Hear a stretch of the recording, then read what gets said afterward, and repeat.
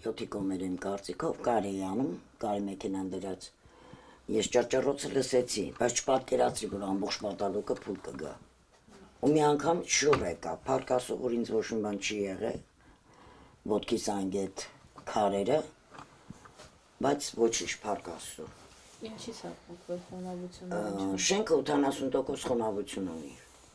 Բոլոր բնակիչների բնակարաններում էլ ինչ որ շաբաթվա մեջ մի բան պատահում է։ Սա ինչ որ մենակ իմս չի։ Ես բոլորի համար եմ ասում, շենքը վթարային է, 68-ի շենքն է, բոլորը գիտեն, ամբողջ կառավարությունով, ռայսովետով, քաղաքապետարանով, եւ մեր գործերը ընթացքի մեջ է։ Մենք ամբողջ դոկումենտները հավաքել են, ստուգումները արել են, ներկայացրել են, անցաչափած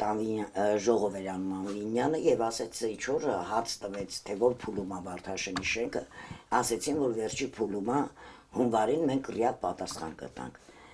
Մենք ճիշտ ասած սպասում ենք այդ պատասխանին, անհամբեր ենք սպասում, բայց այն որ ասում է որ փաթը շուտ եկավ քանստե շաբաթը, հիմա մեր բնակիչների վիճակն է այս։ Անցաչափած մի հատ շկաֆ կար, փոքր ընկել էր տատիկի վրա։ Նույն վիճակ է էլի։ Քանի որ բալկոնները արդեն ապամոնտաժել են,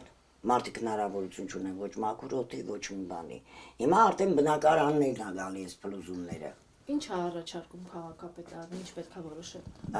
Դե իրանց ասելով արդեն քաղաքապետարանը որոշել է, փոխանցել է կառավարությանը, վերջի փուլումը